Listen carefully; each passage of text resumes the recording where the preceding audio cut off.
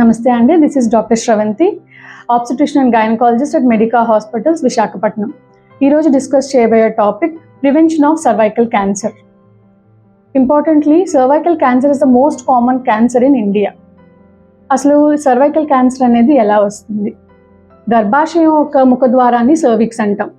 ఈ సర్విక్స్కి human papilloma virus ఏమైనా infect అయితే, అంటే నాట్ ఓన్లీ ఒక ఎపిసోడ్లో ఇన్ఫెక్ట్ అయిందనే కాదు, recurrent episodes of human papilloma virus కనుక సర్విక్స్ని ఇన్ఫెక్ట్ చేస్తుందంటే it leads to cervical cancer. So ఇప్పుడు దీని ప్రివెంటివ్ మెజర్స్ ఏంటి? ఫస్ట్లీ ప్రైమరీ ప్రివెన్షన్ అంటామండి. ఇందులో ఏంటంటే వ్యాక్సిన్ ద్వారా మనం ప్రివెంట్ చేయొచ్చు. సర్వైకల్ క్యాన్సర్ అనేది వ్యాక్సిన్ ప్రివెంటబుల్ డిసీజ్.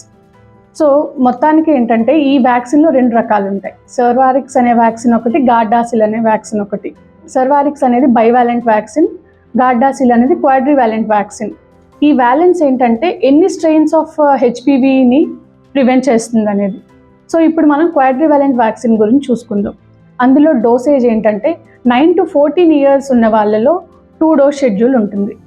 ఫస్ట్ది ఈ రోజు ఇస్తే దాన్ని 0 dose అని, ఈ రోజు నుంచి 6 monthsకి తీసుకునేది 2nd dose అనేది ఉంటుంది.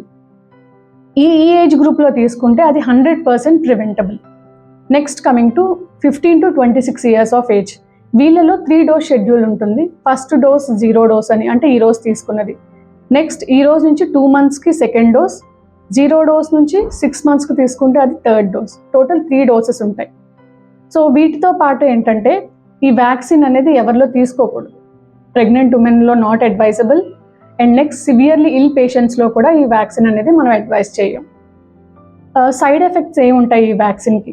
యూజువల్లీ పెద్ద సైడ్ ఎఫెక్ట్స్ ఏమీ ఉండవు. మోస్ట్ కామన్ సైడ్ ఎఫెక్ట్ ఏంటంటే ఎక్కడైతే ఆ ఇంజెక్షన్ ఇస్తారో అక్కడ కొంచెం స్వెల్లింగ్ కానీ రెడ్నెస్ కానీ ఉంటుంది. అకేషనల్గా కొంచెం వికారంగా ఉండడం, వామిటింగ్ అవ్వడం, గిడ్డీనెస్, ఈ చిన్న సిమ్టమ్స్ అనేవి ఉంటాయి. Next coming to secondary prevention. Usually ఏంటంటే వ్యాక్సిన్ అనేది మనకు 45 years వరకు కూడా ఇచ్చుకోవచ్చు. కానీ 26 to 45 yearsలో మాత్రం along with primary prevention, secondary prevention కూడా కంపల్సరీగా యాడ్ అవ్వాలి. కమింగ్ టు సెకండరీ ప్రివెన్షన్ ఎలా అంటే బై ప్యాప్స్మియర్ టెస్ట్.